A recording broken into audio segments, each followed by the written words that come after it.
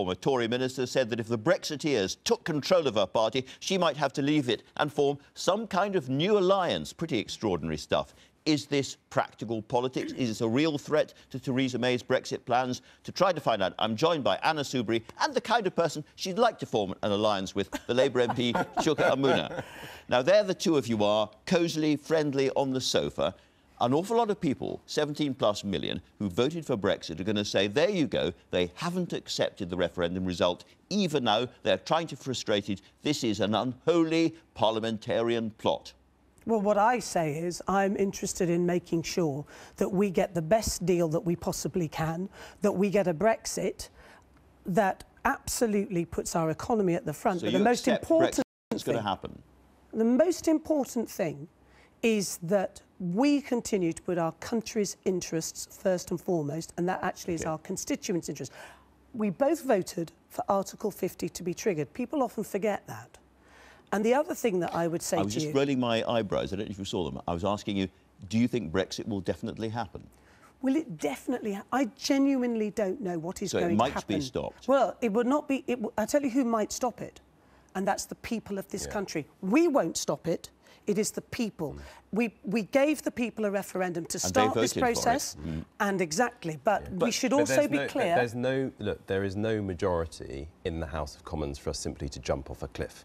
Nobody voted to be poorer. You're right to refer to that referendum in 2016, but nobody voted for us to jump off a cliff. And the point here is, increasingly what you're seeing is people seeking to put ideology before the national interest. The ultimate example of that is the Good Friday Agreement. We know that if we come out of the customs union and the single market, all sides have been very clear that you will potentially threaten the Good Friday settlement. Are we really going to put that all at risk for ideology? So if this, however this pans out, the national interest has to come first, and that's why you have people working across parties to make sure that's the case. Can I just walk you through the democracy side of this? Yes. Which is, it seems to me that it would tear a hole in our democracy if Brexit was reversed without the public having another say at some point. So if Brexit was to be stopped, there would have to be a second referendum.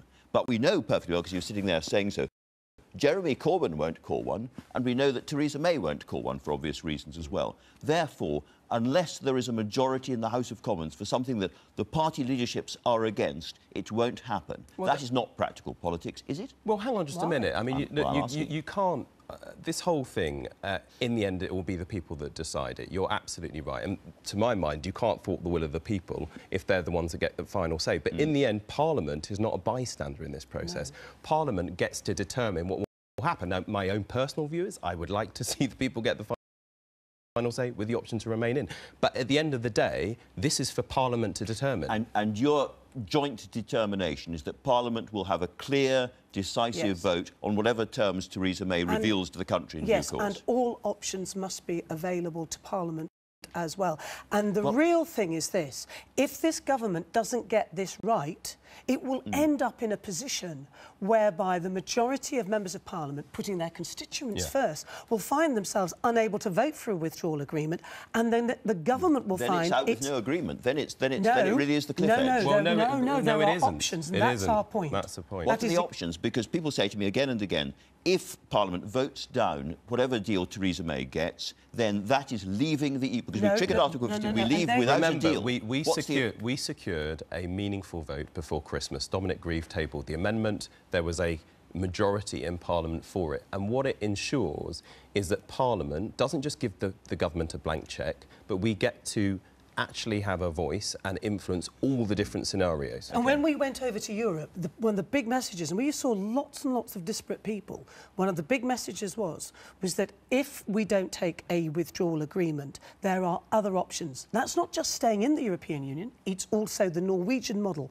And the big mistake that's being made is that the debate in Cabinet is between Canada and Canada plus, when it's obvious... So Norway's gone. Exactly, and that's a huge mistake, because from the European point of view, it's a choice between Norway and Canada, and we've made a mistake with these red lines. There's a delusion that you can have your cake and eat it. You can't have your cake and eat it. It doesn't matter how many times you say you can have it, you can't. Theresa May's made it clear that she's going to come out with her clear preferred option for how we leave the EU later this month. We're going to see it. What could she say that would calm you both down?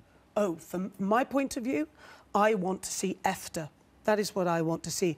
Absolutely. So we are back still inside on... a free trade area? Yes. So it's the European Free Trade Area that makes us members of the EEA.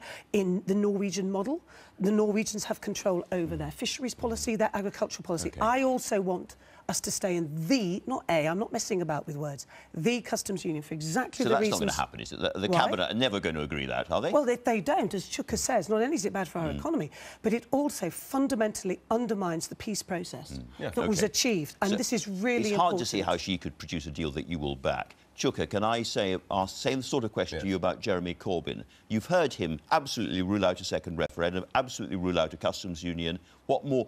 And yet we hear rumours, there's kind of stories in the papers that perhaps behind the scenes he's slightly more open-minded. Are you making any kind of progress with the Labour leadership? I think Jeremy is open-minded. Over the summer, last summer, he moved us to a position where we would stay in the single market and the customs union for transition. But I have to say, Andrew, I cannot conceive of circumstances where Labour MPs are marshalled to go through the lobby and vote against us staying in the customs union and the single market with the likes of Jacob Rees-Mogg, Boris Johnson and Michael Gove. I cannot see Jeremy saying to Labour MPs, we're going through the lobby with those guys and damaging the interests of our constituents. We're running out of time. One really important last question to both of you. Is it conceivable that you can get a majority? Do you really believe you have a majority in the House of Commons on the Tory side and the Labour side coming together to defeat the kind of Brexit the Prime Minister wants? If she's not careful, yes. But there's already a big that shift. smashes the party system. Well, it may well do. But there is a real shift amongst what I call leave-a-lights, reluctant Remainers, who are seeing the attraction of EFTA on the backbenches. And finally, can I just say this? It's really important. Very quickly, I wish Chuka would come into the lobby with me, but he doesn't. There was a very good police settlement last week, which you went and voted against, Chuka. But you and Anna doesn't vote with me on the NHS. Exactly. But this is bigger. This is bigger. This is bigger than anything. You are closer to each other, not just physically now, but you are closer to each other politically. What are you saying? You are closer to each other politically than you are to people. Brexit, you are closer to him than you are to Jacob Rees-Mogg. You are closer to her than you are to John McDonnell. Sure.